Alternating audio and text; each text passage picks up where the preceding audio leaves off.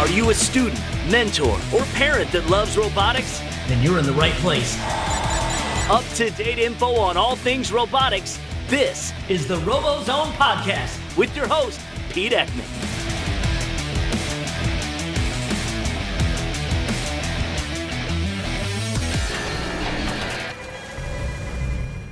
The RoboZone podcast is brought to you by Kettering University.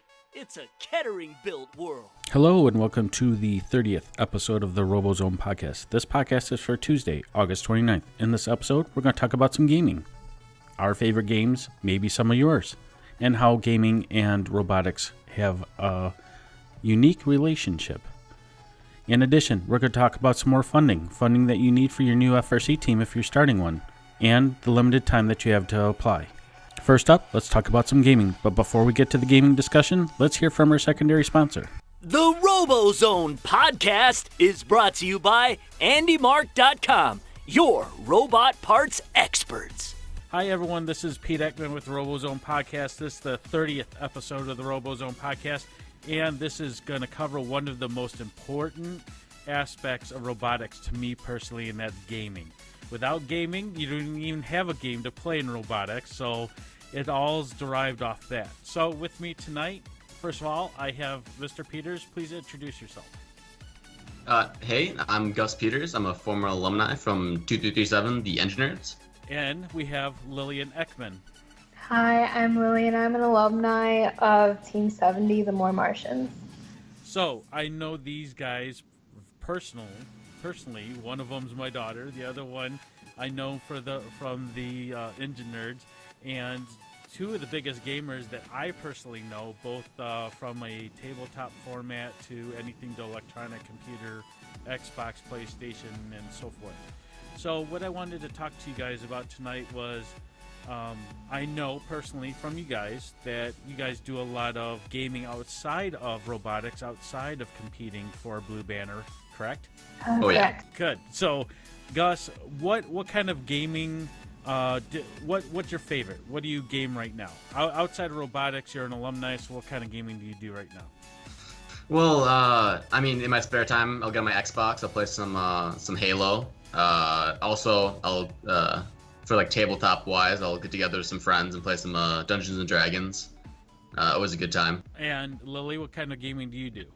I don't really do much. Just lately I've been playing the Nintendo Switch. And what is that game that you've been so enthralled on that Switch? Legend of Zelda, Breath of the Wild. Yeah, like basically I've seen you can't put that thing down. It's like you're totally enveloped in it, right? Yeah. It's a very well-developed game. The physics are just amazing, and it's total 10 out of 10 recommendation. So, gaming outside of robotics, we last year was Steamworks, and we are all, trying to figure out what the game was and competing and that type of thing. So, outside of that, outside of the arena, you guys, both teams do game, right? Gus, they do game outside of that. Like, if you're there for a weekend, you're going to do some type of gaming, correct? Oh yeah, definitely. Yeah. Usually it's late at night, but a lot of people get together, play like Magic the Gathering when people can, or some people who can't really afford the cards in Magic the Gathering will do like Yu-Gi-Oh, stuff like that, or like mostly board games, just because it's really annoying to bring your giant gaming setup and like haul it to the nearest place. Unless you have a really nice laptop that does it right now, right? Yeah, that's true. That is true. But those things are expensive. And Lily, what kind of gaming? I know from the Martians didn't do too much of it, but you were on the Engine Nerds, so you did a lot of gaming when you were with that, or you have gamed with the Engine Nerds at competitions outside of our competition of the day, right? Yeah. Do you want to talk a little bit more about that? So the Engine Nerds do this fundraiser each year. It's called Extra Life, and that's where it's a 24-hour gaming marathon, sometimes 25 hours, depending on if it falls on daylight savings time or not. And it raises money for the Children's Hospital of their choice. In this case, it would be Children's Hospital of Hurley, which is in Flint. And that goes from electronic gaming to board games, but the point is to play video games or any kind of game continuously for 24 hours for charity. Yeah. And it's a really good cause. And you guys like bring in chairs and all kinds of setups and enough Mountain Dew to feed a small army, right? Because you have to keep the caffeine going, right, Gus? Oh yeah, especially those late nights. I remember last year somebody set up a Dungeons and Dragons campaign, and just by the end of it, they were just so exhausted that it's almost like people had to take turns sleeping on the couch because we just wanted to get through it. But yeah, no, Mountain Dew definitely helped with that. It was. How can you be they could exhausted sponsor from us. Dungeons and Dragons? That's what I want to know. Takes like 8 hours per campaign or something, like per day. And the normal campaign will be, it's spread upon like weeks, but having it concentrated to like a couple hours is definitely a lot you have to do. Right, but it's something that, and one of the reasons I wanted to talk about it, it's a way for your team to become more of a team outside of the normal stressors that are the competitions. I mean, in a competition, we're all worried about the battery being charged and make sure the robot's working. When you guys can decompress, I think that's one thing that's common with all robotics teams, is that I've seen that gaming in some way or some form always encompasses every team. Whether it was like Pokemon Go last year, everyone was, while they're not competing on the field, they were running around facilities like Kettering trying to catch Pokemon, right? Oh yeah, that was a huge thing. But yeah, gaming, it really does help out with just creating a better community within like your own team. I know that every single time I'd go to a meeting at robotics, half the time people talk about like League of Legends players professionally playing, and it just always seemed like it went beyond just building robots. You built friendships. You went to people's houses, you hung out with them, and overall just made for a better experience, especially when you're like a driver and you're working with other people. It's great actually knowing them outside the field, so then you kind of know what their mind's thinking before they actually make the movements. And I think it's a common. It's not, well, it can be common, but I think there's just as many male gamers as female gamers, right, Lil? Sorta. Not particularly from what I've seen. Like, board games are really big with the Engineers girls. I know that. But on other teams, such as like More Martians, and some of the other teams in the area, I'm not really familiar with female gamers. But I mean, there are ways that you guys can build a camaraderie between everyone that's on a team, correct? Yes, of course. Oh, yeah. So my personal drink of choice, I would say right now, is Unknown Player Battlegrounds.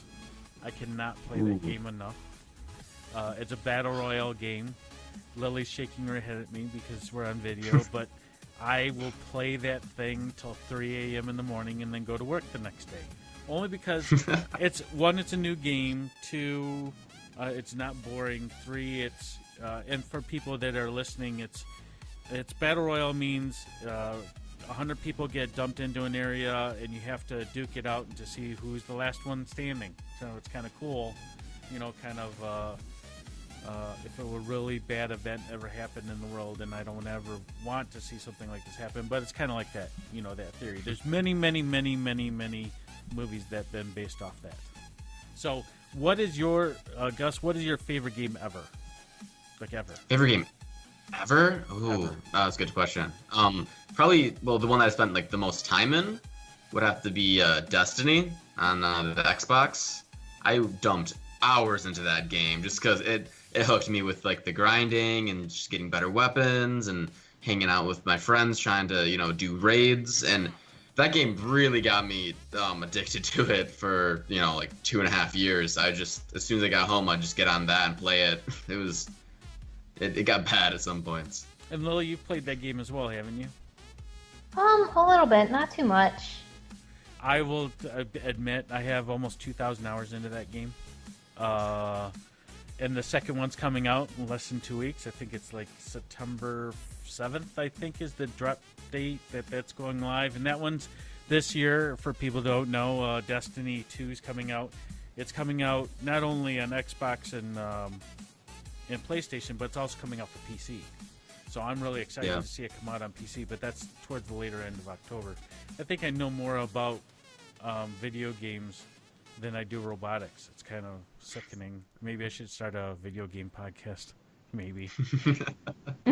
But I'm glad that you guys had the chance to come on, and I think it does build camaraderie. I think it's something that we can unplug ourselves with once we're done competing for the day. And for me, it's a stress reliever. Gus, is that a good, kind of a word for it, a stress reliever when things get really, hectic? Oh, yeah, definitely. Especially when, that first day during competition, your team doesn't compete well. Either your robot breaks down, which, for first events, that happens all the time. It's good just to have something just to get your mind off of it and to kind of just de-stress the situation in general. You don't want to yell at your teammates. You want to, have fun with them. And games is great for that. And you guys both going off to college here in the next week.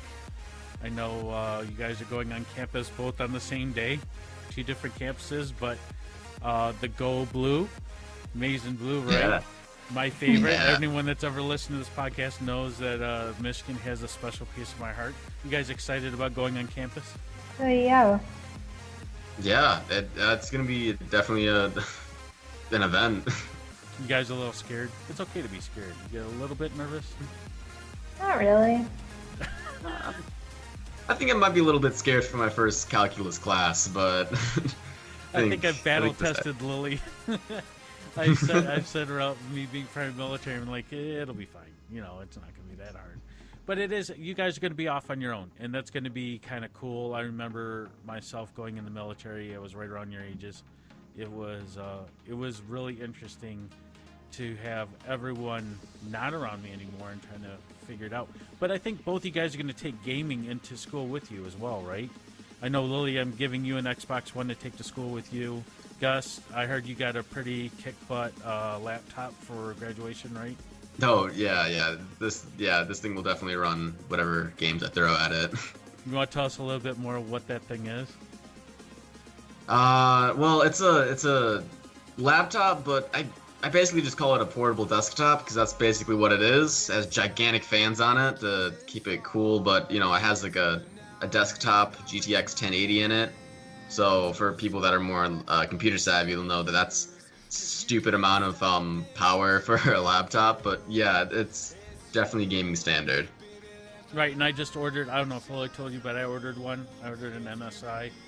It's got the 1070 in it. Doesn't have the 1080, but it's camouflage. So I saw that. It suits right my thing. I can't wait to get it tomorrow and start gaming with that thing. And it's you're right. With the horsepower of those things, I mean, it's better than the one I'm using right now to record this podcast. So it's kind of interesting.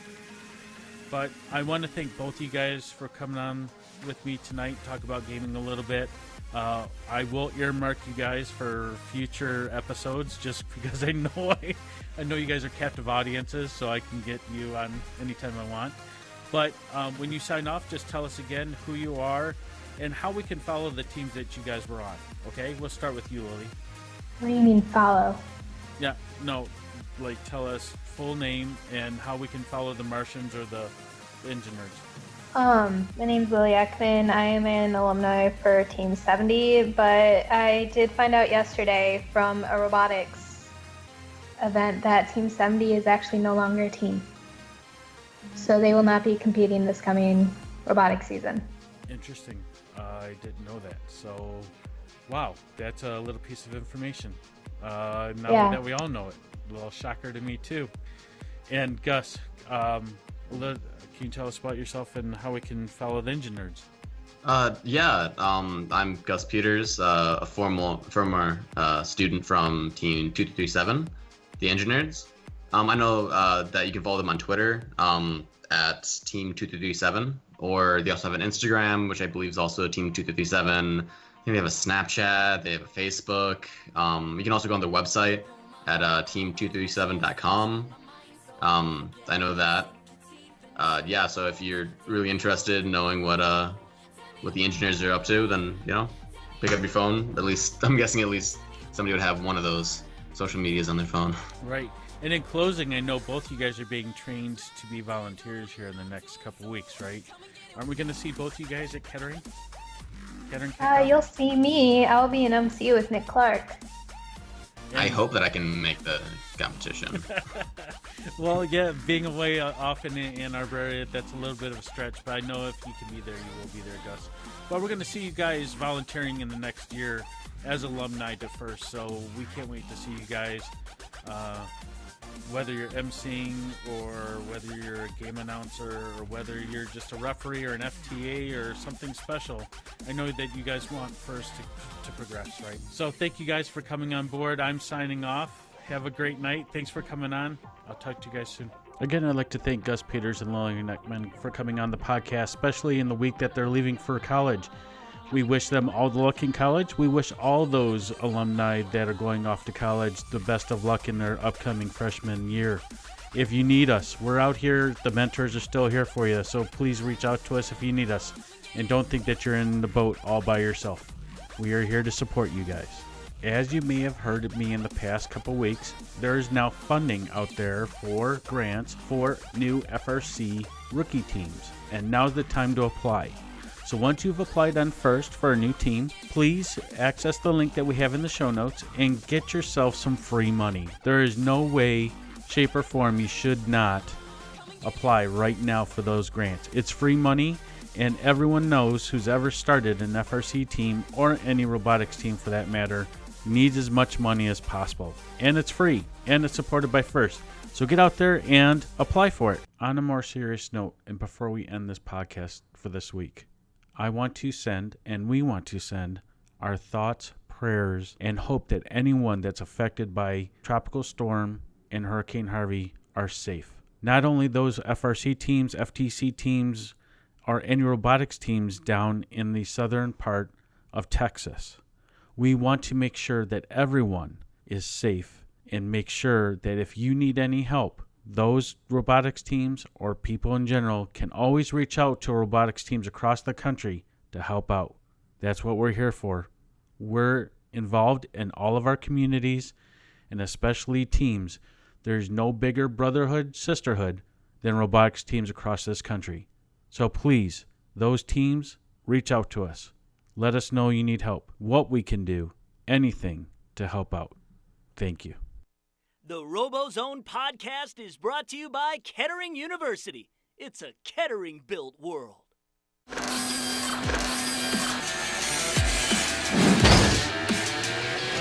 Thanks for listening to the RoboZone podcast with your host, Pete Eckman. Find us online at robozonetv.com and on Facebook, Twitter, YouTube, and Instagram.